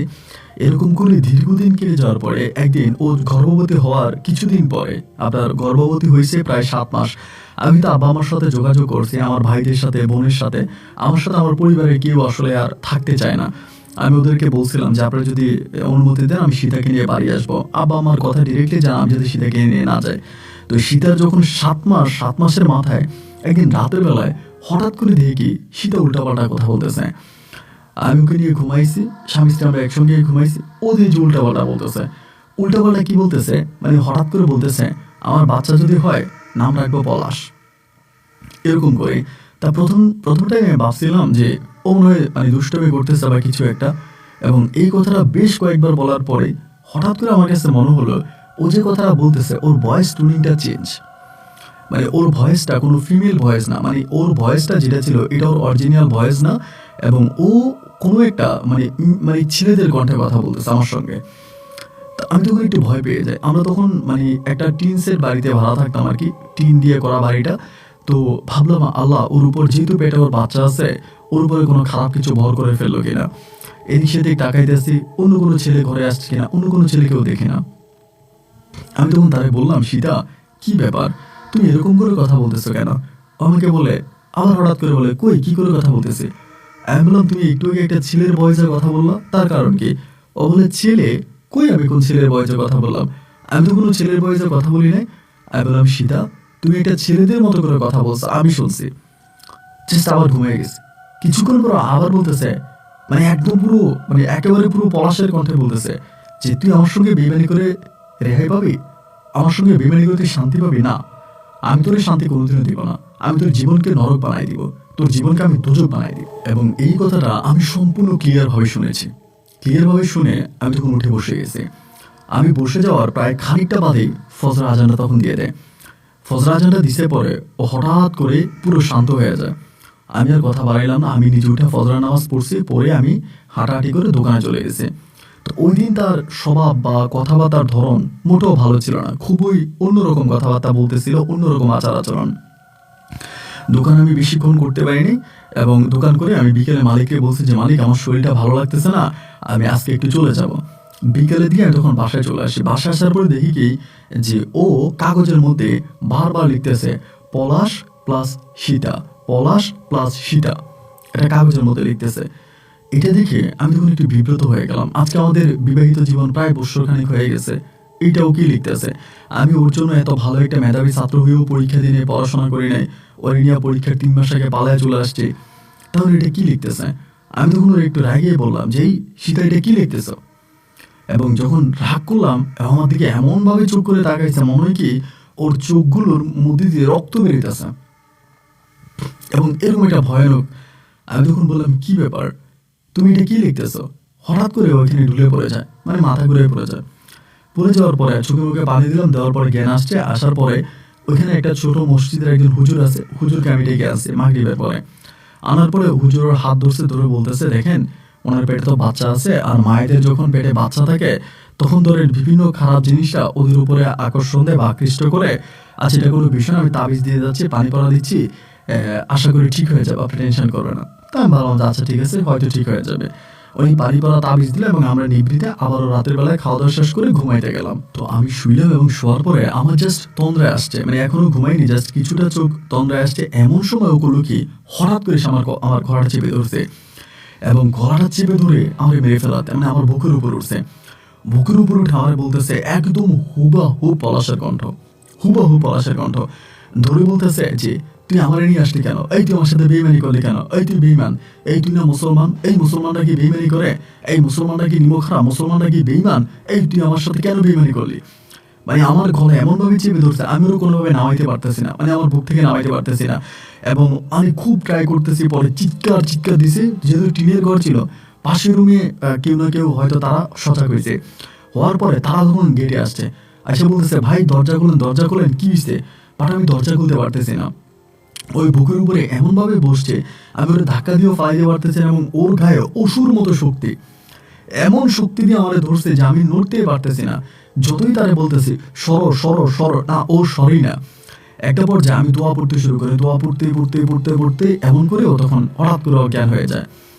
অজ্ঞান হয়ে পাশে পড়েছে, আমি তখন দৌড়ে দরজা খুলি, দরজা খুলে দেখি কি যে আমাদের পাড়ার যত মানুষ আছে, মানে ওই বস্তির মোটামুটি সবাই তখন মানে চলে আসছে ওইখানে। এসে বলে যে ভাই কি হয়েছে, মহসিন ভাই কি হয়েছে। আমি বললাম কিছুই না, আমার স্ত্রীর একটু সমস্যা আছে এবং ও হঠাৎ করে কেন ছিল এরকম অশুভ আচরণ করতেছে। তো সবাই তখন বললো ভাই এখানে কবিরাজ আছে, ওইখানে কবিরাজ আছে, এই কবিরাজের কাছে নিয়ে যান, ওই কবিরাজের কাছে নিয়ে যান, এক একজন এক এক ধরনের কবিরাজের কথা বলে। তো ওই সময় একটা দাদি ছিল আর কি, পাশের ঘরে একটা দাদি ছিলাম, দাদিরে বললাম দাদি আপনি একটা কাজ করেন, ওই রাতের বেলা একটু ওর সঙ্গে থাকেন, নানি যদি আবার রাতে ওর সমস্যাটা হয়। ওই দাদিরে সহ রাতের বেলা ওরা রাখছি, সকালবেলা ও রক্ত বমি করতেছে, মানে বমি করতেছে, বমির সঙ্গে পুরো ব্লাড বেরিয়েছে। তাড়াহুড়ো করে তখন ওরে ডাক্তারের কাছে নিয়ে যায়। ডাক্তারের কাছে নিয়ে যাওয়ার পরে ডাক্তার ওকে দেখে বলতেছে যে ওনার কালকে রাতে কি হয়েছে। আমি বললাম যে ও রাতে একটু বেশি লাফালাফি করছে বা এরকম একটু মানে অন্যরকম কথাবার্তা বলছে। ডাক্তার বলতেছেন যে পেটে বাচ্চাটা নষ্ট হয়ে গেছে, 7 মাসের বাচ্চা, মানে ডাক্তার বলছে যে বাচ্চা মারা গেছে, পেটে বাচ্চা মারা গেছে। তো বাচ্চাটা পেটে মারা গেছে ভাই, এই সময় আমি কি করব, মানে বাচ্চা যেহেতু পেটে মারা গেছে এটা তো অপারেশন করতে হবে, অপারেশন যদি না করি তাহলে বাচ্চাটা পেটের ভিতরে পচে নষ্ট হয়ে যাবে, ও মারা যাবে, ও তো মারা যাবে, বাচ্চা তো মরে গেছে। ডাক্তার বলতেছে যে পেটে যেহেতু বাচ্চাটা মারা গেছে তাহলে অপারেশনটা করে ফেলেন, অপারেশনটা করে পেটের মৃত বাচ্চাটা বের করেন, তা না হলে মৃত বাচ্চাটা থেকে ওর ইনফেকশন হয়ে যাবে, আরো বেশি খারাপের দিকে যাবে। ভাই তখন আমি আপনাকে কি বলবো, আমি টাকার জন্য পাগল হয়ে গেছিলাম, শুধু টাকা খুঁজতেছি, কোথায় টাকা পাবো, কোথায় টাকা পাবো, কোথায় টাকা পাবো। আমি কোথাও টাকা পাচ্ছি না জাস্ট অপারেশনটা করার জন্য। এদিক দিয়ে ডাক্তার বলতেছে যে আপনি যদি দ্রুত টাকা দিতে না পারেন ওনার বাচ্চাটাকে মানে ওনাকে বাঁচানো যাবে না, ওর মানে ভিতরে ইনফেকশন হয়ে গেছে, ও মারা যাবে। আমি এমন কোনো লোক বাদ রাখি নাই, মানে এই এলাকাতে বা আমাদের এলাকাতে আশেপাশে এমন কোনো লোক বাদ নাই যে আমি টাকা চাই নাই, কিন্তু কারো কাছে টাকা পাই নাই। শেষ পর্যন্ত ভাই আমি সিদ্ধান্ত নিয়েছি যে আমার বউয়ের জীবন তো বাঁচাইতে হবে। আমার বউয়ের জীবন বাঁচানোর জন্য আমি তখন আমার নিজের একটা কিডনি বিক্রি করার পরিকল্পনা করি। একজন ডাক্তারের সহযোগিতায় বহু কষ্টের পরে আমি আমার একটা কিডনি বিক্রি করি, তাও অনেক কম টাকায়, অনেক কম টাকায় একটা কিডনি বিক্রি করি। এবং একটা কিডনি বিক্রি করে এরপরে আমি এই সীতারানীর অপারেশন করাই। তা আমি যখন সীতার অপারেশন করাই তখনও কিন্তু ওর অবস্থা খারাপই হয়ে গেছিলো, পেট ফুলে টুলে গেছিলো, ও বাঁচবে এটাও কেউ বলে নাই। যাই হোক আলহামদুলিল্লাহ অপারেশন সাকসেস হয়ে ও তখন ফিরে আসে। তো এই দিক দিয়ে প্রায় আপনার মাস 6 মতো কোনো সমস্যা হয় নাই। মাস 6 পরে আবারও সে আগের রোগ দেখা দিছে। রাতের বেলায় শুয়ে আছি, ওই হঠাৎ করে পলাশের কণ্ঠে কথা বলতে শুরু করে। রাতের বেলায় শুয়ে আছি, ও হঠাৎ করে পলাশের কণ্ঠে কথা বলতে শুরু করে। তখন তো আমার একটা কিডনি নেই, আমি এমনি অসুস্থ, ওরকম করে চলাফেরা করতে পারি না, আর সবকিছু থেকে তো আমি বঞ্চিত, পরিবার পরিজন সবার থেকে তো আমি বঞ্চিত। শুধুমাত্র ওর জন্য আমার আব্বার সমস্ত স্বপ্ন আমি নিজের পায়ে নিজে ধূলিসাৎ করে দিলাম। তো যখনও আবারও পলাশের মতো কথা বলতে থাকে তখন আমি কি করব বলেন, আমি তখন আবারও ছোটখাটো যেই হুজুর কবিরাজ যারা আছে এদের কাছে যাই, কিন্তু কেউই আসলে সঠিকভাবে বলতে পারতেছে না যে ওর কি হয়েছে, কেন ছেলেদের মতো কথা বলে, অ্যাকচুয়ালি এটার সমস্যাটা কি, কেউ বলতে পারতেছে না। পরিশেষে একজন হুজুর শুধু আমাকে বললো ও যে পলাশের মতো করে কথা বলে আর ছেলের কণ্ঠে কথা বলে, ওই ছেলেটাকে আপনি চিনেন কিনা। আমি বললাম হ্যাঁ ওই ছেলেটাকে চিনি। বলে আপনি ওই ছেলেটার খবর নেন, ছেলেটা কোথায় আছে, যদি ছেলেটার খবর নিতে পারেন ওই ছেলেটার কাছে যান, গিয়ে সেই ছেলেটার সঙ্গে কথা বলেন, সম্ভবত ওই ছেলেটাই আপনার বউকে কিছু একটা করছে, সম্ভবত এই কারণে আপনার বউ এই ধরনের সমস্যা। একটা কাজ করেন, আপনি ছেলেটার সঙ্গে যোগাযোগ করার চেষ্টা করেন ছেলেটা কোথায় আছে। এবার আমি পলাশের খবর নিতে শুরু করি। এবার যখন পলাশের খবর নিচ্ছিলাম, আমি খবর নিয়ে জানতে পারি পলাশ মূলত সেই মুহূর্তে, পরে আমি জানতে পারি আর কি, যে পলাশ মূলত একজন অনেক বড় তান্ত্রিক হয়ে গেছে এবং আমাদের পাড়ায় ও তান্ত্রিকের কাজ করে বিভিন্ন জায়গা থেকে, দূর দূরান্ত থেকে মানুষজন ওর কাছে আসে এবং ও বিভিন্ন ধরনের সমস্যার সমাধান করতে পারে। তো জানার পরে ওর ঠিকানা নিলাম, ও যেখানে থাকে ওই ঠিকানা নিয়ে একদিন আমি সকালবেলা ওর সঙ্গে দেখা করতে গেছি। তখন আমি সীতারে ঘরে রেখে গেছি, আমি দেখা করতে গেছি। যাওয়ার পরেই ও যখন সামনে গেছি, মানে ওর অনেক রুগী ছিল কিন্তু সিরিয়ালে, আমি যাওয়ার পরেই আমার একটা ছেলে ডাক দিয়ে বলতেছে, আপনার নাকি মহসিন? আমি বললাম জি। বলো, আপনাকে উনি যাইতে বলছে, আপনি আগে যান, সাধু আপনাকে যাইতে বলছে। ওই তখন লাল পোশাক পরিহিত অবস্থায় ছিল, পরনে লুঙ্গিটাও ছিল লাল এবং চাদরটাও ছিল লাল, মুখে আমাদের মুসলিমদের মতো দাড়ি, মাথার মধ্যে একটা লাল পাগড়ি বাঁধা এবং খুবই ভয়ানক একটা পোশাকে বসেছিল। পরে গিয়েছি, যাওয়ার পর আমার বলে, কিরে বেঈমান কেমন আছিস, এমনি বলতেছে। আমি তখন নিচের দিকে তাকিয়ে আছি। বয়স তো আমাদের কম না, মানে আপনার বেশি না, ওর বয়সও বেশি না, আমার বয়সও বেশি না। পরে আমারে বলে, আমার প্রিয় তোমারে নিয়ে কেমন সুখে আছিস? আমি বললাম, কেমন সুখে আছি এটা তো তুই ভালো জানিস আমার থেকে। বলে, কেন? আমি জানবো কেন? তুই নিয়ে পালাই গেছিলি। আমি বললাম যে, যাক বন্ধু, আজকে তো এটা অনেক পুরনো কথা, এসব কথা তো এখন বলে লাভ নাই, যা হবার তা তো হয়ে গেছে, এখন তুই এগুলো কি শুরু করলি? আমার বলে, কি শুরু করলাম? আমি কি শুরু করলাম? আমি বললাম, তুই আমার বউর উপরে জিন চালান করলি কেন? ও বলে, আমি তোর বউর উপরে জিন চালান করলাম কেন? আমি বললাম, রাতের বেলা আমার বউ তোর কণ্ঠে কথা বলে, তোর মতো করে কথা বলে, আমার রাতে গলা চিপে ধরে, ওর পেটে একটা বাচ্চা ছিল, বাচ্চাটাকেও নিজে মেরে ফেলছে। ওই তখন বলে, আমি তো কিছু করি নাই। আমি বলি, দেখ পলাশ, তোর সঙ্গে যা হোক, যেটাই হোক, আমি সবকিছুর জন্য তোর কাছে ক্ষমা চাই বন্ধু, তুই আমাকে মাফ করে দে এবং মেহেরবানি করে তোর কাছে একটা অনুরোধ জানাচ্ছি, তুই আমার ওয়াইফটার আর কষ্ট দিস না, ওই খুব কষ্টে আছে, ওর সঙ্গে এই কাজটা করিস না। হয়তো আমার বলে, ঠিক আছে, তোর বউ যদি কষ্টে থাকে আর তোর বউটা আমার দিয়ে দে, আমার কাছে আসলে আর কষ্ট থাকবে না। আমি বললাম, পলাশ দেখ, আমি ওর জন্য আমার শিক্ষা জীবনে কত বড় ক্ষতি করছি। আমি এসএসসি পরীক্ষা দিলে আমি গোল্ডেন প্লাস পাইতাম, অনেক ভালো রেজাল্ট করতে পারতাম, আমি পরীক্ষা দিই নাই। নিজের যত ইচ্ছা ছিল, শখ ছিল, সব কিছু আমি ধূলিসাৎ করছি, নষ্ট করছি। আমার জীবন আমি কিচ্ছুই মানে ওভাবে পাই নাই। তো আমি তোর কাছে হাত জোর করে অনুরোধ করি বন্ধু, দেখ, আমরা দুজনে একটু ভালোভাবে বাঁচতে চাই, একটু ভালোভাবে থাকতে চাই, তুই বন্ধু আমাদের মাঝে আর ঝামেলা করিস না, তুই সুস্থ করে দে। ওই আমাকে তখনও বলতেছে, আমি তোর অসুস্থ করি নাই, আমি সুস্থ করবো কি, তুই তোর আল্লাহরে ডাক।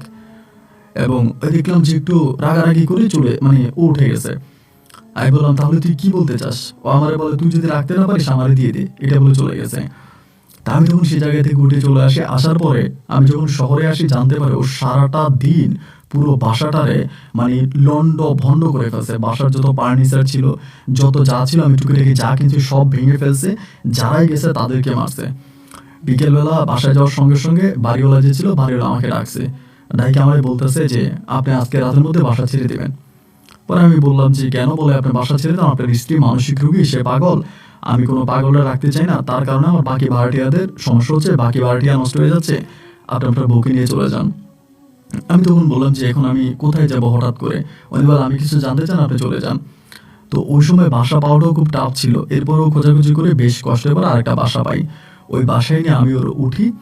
সে রাতের বেলায় আমি শুয়ে আছি, একইভাবে প্রতি রাতে যেরকম হয় একইভাবে এসে হঠাৎ করে আমার গলা চেপে ধরছে। ধরার পরে আমি ওই দিন আর কোনো শব্দ করি না। মানে আমার তখন মনে হলো কি, ভাই, আমার তো গোটা পৃথিবীটাই শেষ, আমি আর কি করব? ওরে তা আমার সাধ্য মতো, আমি তো কোনো কবিরাজ বাদ রাখে না, হাতে তাবিজ রাখে না। বড় কথা হচ্ছে কি, তাবিজ আমি পড়াই দিই, সকালের দিকে তাবিজ নেই, রাতে পড়াই দিই, সকালের তাবিজ নেই, কিন্তু তাবিজ রাতের মধ্যে কুই যায়, কে নিয়ে যায়, কিচ্ছু বুঝি না। গলাটা চিপা ধরছে আমার বুকের মধ্যে, উইঠা চিপা ধরে আমার বলে, কি রে, তুই চিৎকার দেশ না কেন? এটা যে বলতেছে সম্পূর্ণ পলাশের কণ্ঠে, পুরো পলাশের কণ্ঠে, কিন্তু তুই চিৎকার দেশ না কেন?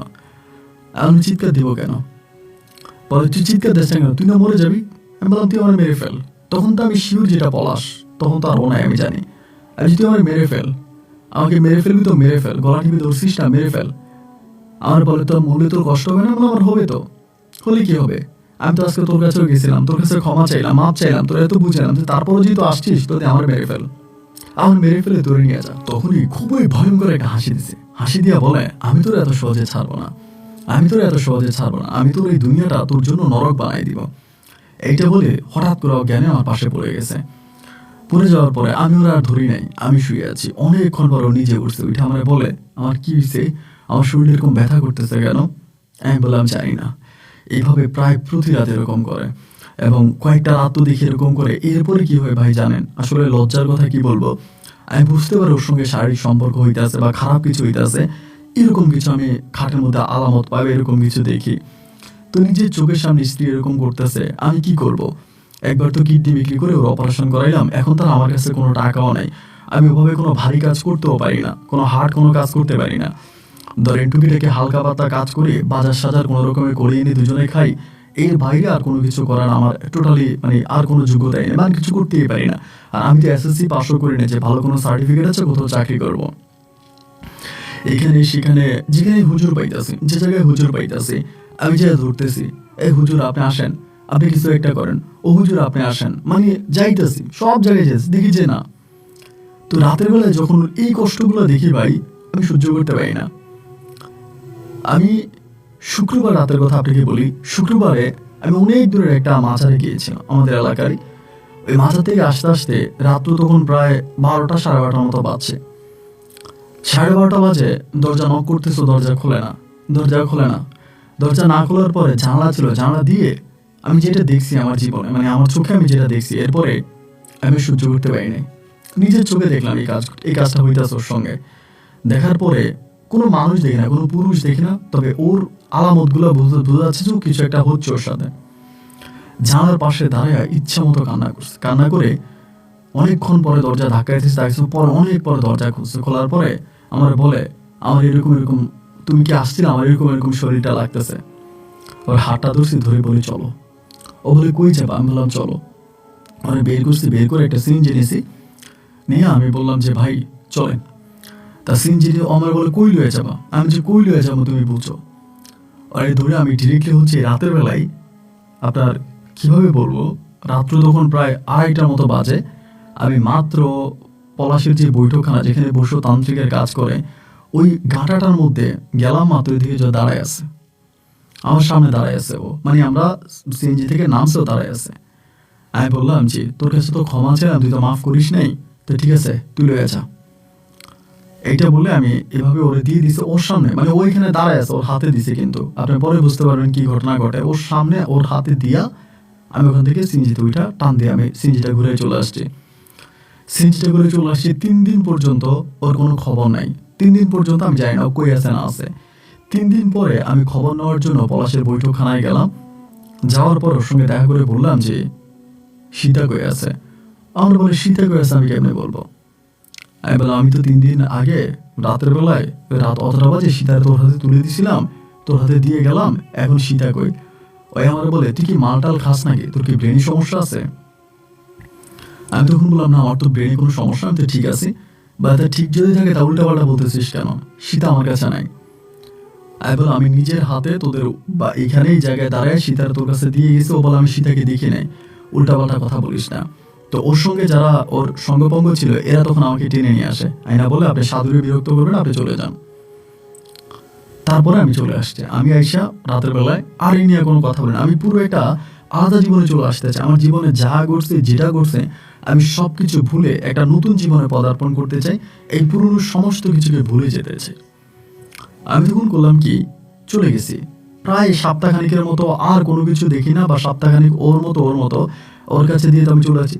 সপ্তাহখানিক পরে আমি হঠাৎ করে একটাতে স্বপ্নে দেখি কি, ওরে মানে এরকম আগুনের মধ্যে পলাশ এভাবে ধরে রাখছে, মানে নিচে আগুন জ্বালায় ওরে এভাবে চুলের মধ্যে ধরে রাখছে, নিচে দিয়ে আগুন জ্বলতেছে, শরীরে আগুন পড়তেছে, আর চিৎকার করে বলতেছে আমার পুড়ে ফেলতেছে, আমার পুড়ে ফেলতেছে, আমার বাঁচা, আমার বাঁচা, আমার পুড়ে ফেলতেছে, আমার পুড়ে ফেলতেছে। কি রে এরকমটা হচ্ছে কেন? এরকম করে এই স্বপ্নটা, মানে এরকম ভয়ানক ভয়ানক স্বপ্নগুলো আমি 2-3 দিন রাত দেখছি। 2-3 রাতে স্বপ্নটা দেখার পরেই এবার কিছুদিন পরে আমি আবার পলাশের কাছে গেছি। যাওয়ার পরে আমি বললাম যে পলাশ, আমি এই স্বপ্নগুলো দেখতেছি, আমি কি করব? ও বলে আমি তো জানি না, তুই স্বপ্ন দেখবি, তুই কি দেখবি না দেখবি এগুলো তো আমি জানি না, এটা তো তুই ভালো জানিস, আমি তো জানি না। আমি তখন বললাম দেখ, আমি সীতারে তোর হাতে তুলে দিছি, আমি সীতার জীবন থেকে সম্পূর্ণরূপে সরে গেছি। আমি সীতাকে চিকিৎসা করার জন্য আমার নিজের একটা কিডনি বিক্রি করছি। আজ আমার কোনো কিছুই নাই, আমি পুরো রাস্তার একটা ছেলে। আমি তোকে কি বলবো, তুই এমন কিছু করিস না, অন্তত আমাকে বাকি জীবনটা একটু শান্তিতে থাকতে দে বন্ধু। আমি সবকিছু ছেড়ে দিয়ে একটু ভালোর পথে থাকতে চাই, একটু ভালো থাকতে চাই, আমার সঙ্গে আর এরকমটা করিস না। ওর পায়ে ধরে পর্যন্ত কান্না করে, কিন্তু ও আমাকে এরপরও ছাড়ে না। প্রতিদিন রাতের বেলা আমি এমন সব ভয়ানক স্বপ্ন দেখি যেগুলো আমি আপনাকে বর্ণনা দিয়ে বোঝাতে পারবো না। লাস্ট পর্যন্ত আমি কুতুবদিয়া, চট্টগ্রামের কুতুবদিয়ায় একটা কবিরাজের সন্ধান পাই। এটাকে অনেক ভালো কবিরাজ। আমি সেই কবিরাজটার কাছে যাই, কুতুবদিয়ার কবিরাজের কাছে। যাওয়ার পরে কবিরাজ আমাকে বলে যে আপনি আপনার ওয়াইফকে আপনি তার কাছে দিয়ে আসছেন কেন? আমি বললাম আমি তো কি করবো, আমার তো উনি বলে আপনি তো আর কিছু না পারেন, কোরআন তো পড়তে পারতেন। আমি বললাম তা পারি। বলে আপনি স্ত্রীর সঙ্গে যখন এগুলো শুরু হয়, আপনি কোরআনটা খুলে কোরআনটা পড়া শুরু করতেন, কয়েকটা দোয়া পড়তেন, অথবা আপনার স্ত্রীর যেখানে ঘুমে সে বালিশের নিচে একটা কোরআন শরীফ দিয়ে রাখতেন, তাই তো হইতো। তাই বলে হুজুর আমি তো আসলে এটা জানতাম না বা আমি এটা করি নাই। পরে বলে আপনার স্ত্রীকে আর আপনি পাবেন না। আমি বললাম এটা আপনি কেমন কথা বলেন, আমার স্ত্রীকে আর আমি পাবো না, আমি তো ওর কাছে দিয়ে আসছি। বলো ওর কাছে দিয়ে আসছেন, ওর কাছ থেকে আপনারা আনতে পারবেন না। অনেক বুঝালো সুঝালো, পরে কবিরাজ বলেছে ঠিক আছে চলে যান, তবে আপনার স্ত্রী যদি আপনাকে স্বপ্নে এসে কোনো কথা বলে সেটা আপনি পালন করবেন। তাই আমি বলবো ও তো স্বপ্নে এসে আমাকে এগুলো দেখাও, আগুনে পুড়তেছে, সাপে ওরে কামড়াইতেছে, এই জিনিসগুলো আমি দেখি। এখন এগুলো কিনা বলেন, এগুলো কিছুই না। ও আপনাকে ভালো কোনো কিছু স্বপ্নে দেখাবে এবং ওই স্বপ্নের কাজটা করবেন। এর কিছুদিন পরে মানে ওই কুতুবদিয়া থেকে আসার প্রায় মাস দেড়েক পরে আমি হঠাৎ করে আরেকটাতে স্বপ্ন দেখছি। দেখেও আমার বলতেছে এই যে হিন্দুদের যে পাড়াটা ছিল, হিন্দু পাড়ার ওখানে একটা মন্দির আছে, শিব মন্দির। মন্দিরের পাশে একটা দিঘি আছে, অনেকে এটা বলে কালী দিঘি, অনেকে কাজলা দিঘি বলে। তো কাজলা দিঘি তো আমাকে বলতেছে, আমাকে স্বপ্নে এসে খুব স্পষ্ট করে বলতেছে কাজলা দিঘির মাঝখানে একটা পাথর দিয়ে নাকি একটা মানে আমাকে দেখাইলো যে একটা পাথর দিয়ে একটা আপনার লাইক হচ্ছে মানে বোতল এটা বন্দি করা আছে, ওই বোতলটা এনে উঠে দেওয়ার জন্য। আমি শুয়ে আছি, আমার এসে ধাক্কা ধাক্কা বলতেছে উঠো উঠো, ওইটা কাজলা দিঘিতে একটা পাথর দিয়ে একটা বোতল বাঁধা আছে, তুমি ডুব দিয়ে ওইটা ওই বোতলটাই আমাকে দাও, বোতলটাই আমাকে দাও। তাই আমি বললাম যে কি আমি কাজলা দিঘি থেকে বোতল এনে তোমারে দিব, কি বলতেছে এগুলো, কি উল্টাপাল্টা কথা বলো। ওইগুলো বারবার আমারে বলে এবং বলে কি যে এটা যদি আমি ওর আইনে দিতে পারি তাইলে ও আমার কাছে চলে আসবে। আমারে বলে আমি তোমার কাছে চলে আসবো, আমি তোমার সঙ্গে সংসার করবো, এটা আমার আইনা দাও। আমি তখনই কুতুবদিয়ার হুজুরের সঙ্গে আবার যোগাযোগ করি, হুজুর আমারে বলো যেটা বলছে এটা করেন। তো বলার পরে আমি তখন করলাম কি এই ডুবাইতে শুরু করি, ওই কাজলা মানে ওই দিঘিতে ডুবাইতাছি। আমি কোনো মানে এর ভিতরে কোনো রকমের কোনো পাথরও পাই না, কোনো কিছুই পাই না। তারপরে আমার বন্ধু পলাশেরই এক সঙ্গ মানে পলাশের ওখানে থাকে, সেই আমারে বলতেছে আইসা আপনি এসব না কইরা সাধুর কাছে যান, সাধুই সমাধা দিতে পারবে। আমার বলছে আমার সাধুর দরকার নেই, আমি এটাই খুঁজবো। এইভাবে করতে করতে করতে করতে বহুদিন পর্যন্ত খুঁজে পাইনি। পরে আমি কুতুবদিয়ার হুজুরের কাছে গেছি, যাই বললাম যে হুজুর এই ঘটনা। হুজুর তখন আমার একটা পানি পড়ায় খাওয়াই দিল, পানি পড়ায় খাওয়াই একটা ডেট বললো যে আপনি অমুক দিন রাতের বেলায় ডুব দিবেন, ডুব দিলে দেখবেন যেটা কোন জায়গায় আছে, ওই জায়গার থেকে আপনি এটা নিয়ে আসবেন। তবে মনে রাখবেন যে আপনার কোনো একটা অঙ্গহানি হতে পারে, শরীরের একটা অঙ্গহানি হতে পারে। আমি যে ঠিক আছে হইলে হবে, তাও আমি এটা আনবো। উনি যে ডেট দিল সেই ডেট অনুযায়ী আমি তখন এই দিঘিতে ডুব দিলাম। দিঘিতে ডুব দেওয়ার পরে আমি দেখতে পাইলাম এটা মাছের গলার ভিতরে একটা মাছ, একেবারে স্পষ্ট দেখতেছি যে দিঘিতে ডুব দেওয়ার পর দেখতেছি মাছটা ঝলঝল করে ঝুলতেছে, এটার গলার মধ্যে একটা মানে একটা সীসা বাঁধা আছে ওরকম। আমি ডুব দিয়ে মাছের গলা থেকে সীসাটা আনবো, এমন সময় মাছটা আমার একটা কামড় দিছে, অনেক বড় মাছ, লাইক আপনারা যারা পাঙ্গাস মাছ দেখেন বড় টাইপের, ওরকম একটা মাছ আমার হাতের মধ্যে একটা কামড় দিছে, মানে কামড় দিয়ে আমার হাতের মাংসটা নিয়ে গেছে। তা আমি সীসাটা টান দিয়ে উপরে উঠে আনি, সীসাটা টান দিয়ে উঠে আনার সঙ্গে সঙ্গে আমি ওই জায়গার ভিতরে আমার পুরো শরীরের ভিতরে এক ধরনের বিচি উঠে শুরু করে, মানে কাজলির মতো বিচি। আমি সঙ্গে সঙ্গে আমার শরীরের পোশাকগুলো সব খুলে ফেলি এবং শরীরের পোশাকগুলো খুলে আমি শুধু আমার শরীর চুলকাইতে শুরু করি, মাগো বলে মানে লাইক ওরকম ভাবে চিল্লাইতে আসি যা আশেপাশের মানুষ সবাই দৌড়ে চলে আসছে। আসার পরে সবাই দেখতেছে আমার শরীর থেকে ধোঁয়া বেরোইতেছে, মানে আগুন লাগলে যেরকম ধোঁয়া বেরোয় এরকম করে ধোঁয়া বেরোইতেছে। তখন কেউ আমার শরীরে পানি দিতেছে, এটা দিতেছে, ওটা দিতেছে, এইটুকুই আমার মনে আছে। আমার শরীরে পানি দিতেছে, আমার এই খারাপ অবস্থা, এগুলোই আমার শুধু মনে আছে, আর কিছু আমার মনে নেই। এবং এর ভিতরে আমার সেখানে আমি তখন মানে আর কোনো কিছু চেয়ার আমি অজ্ঞান হয়ে যাই। এই আমি প্রায় আপনার একসঙ্গে প্রায় 6-6.5 বছরের মতো 6 বছর বা 6.5 বছর মতো টোটালি পাগল থাকি। এবং কিরকম পাগল থাকি, আমার শরীরে আমি কোনো কাপড় রাখতে পারি নাই। কোনো কাপড় দিছে, আমি সেই কাপড় ছিঁড়ে ফেলছি। আমার শরীরে কোনো কাপড় ঝরাইছে, আমি সেই কাপড় ছিঁড়ে ফেলছি। মানে এমন একটা অবস্থা আমার হয়ে যায়। আর সবচেয়ে অবাক করার বিষয় হচ্ছে, আমি পাগল হয়ে যাওয়ার ঠিক 15 দিনের মাথায় কোত্থেকে জানি এই সীতা আমাদের দেখতে চলে আসে এবং সম্পূর্ণ পাগল ভেসে আমাদের বাড়িতে আসে। এবং আসার পরে আমার আব্বা আম্মা সীতারে মাইরা, মানে সম্পূর্ণ মেয়ে রেটে তারপর আমাদের বাড়ি থেকে বের করে দেয়। এরপরও নাকি ও অনেকবার আসার চেষ্টা করছিল আমাদের বাড়িতে, অনেকবার চেষ্টা করছে আসার, কিন্তু এরপর ওর পরিবার ওকে আর আমাদের পরিবার ওকে গ্রহণ করে নাই, ওকে মাইরে টেরে বের করে দিছে। আমি যখন 6.5 বছর পরে মানসিক এই রোগাত্ম থেকে একটা ভালো জীবনে আসি, মানে ঠিক হয়, তখন আমি জানতে পারি যে সীতা পলাশকে বিয়ে করেছে এবং পলাশের সঙ্গে তাদের সংসার, ওদের 2 মেয়ে সন্তান আছে। এবং আদৌ পলাশ কবিরাজি করে, এবং বর্তমানে পলাশ এবং সীতারা দুজনে ইন্ডিয়াতে আছে। এবং তাদের ইন্ডিয়াতে কেমন এক আত্মীয়র মাধ্যমে তারা চলে যায় এবং সেখানে তারা এখনও তাদের কবিরাজি করে। তারা এখানে একটা পূজা হয়, আমাদের এই পাড়ায় একটা পূজা হয়, এবং ওই পূজাতে সীতা এবং ওরা দুজনেই আসে, এসে তারা এই পূজা উদযাপন করে এবং তারা থাকে। আর এখনও সীতা এসে আমাকে টুকিটাকি সাহায্য করে, সহযোগিতা করে। আমার আর্থিক অবস্থা এখনও ঠিক আগের মতোই, আমি দিন এনে দিন খেয়ে এমন একটা অবস্থা, এবং তারা আমাদেরকে সাহায্য সহযোগিতা করে। এখনও সীতা করে, পলাশ ওভাবে আসে না। বলে আমি যেটা শুনেছি, সীতা এবং পলাশের ইন্ডিয়াতে বেশ ভালো অবস্থা তাদের, তারা ইউরোপ এবং বিভিন্ন দেশে তারা ঘুরতে যায়, সেই সমস্ত জিনিসও দেখতে পাই। তো যাই হোক, আমি এখন জীবনের শেষ বয়সে চলে আসছি। আসার পরে তো এখন আমার কাছে যেটা মনে হয় আর কি, যে আমি আমার জীবনে অন্যায় করেছি, সেটা হোক ছোট বা হোক বড়, হয়তো অন্যায়ের শাস্তি আমি পেয়েছি।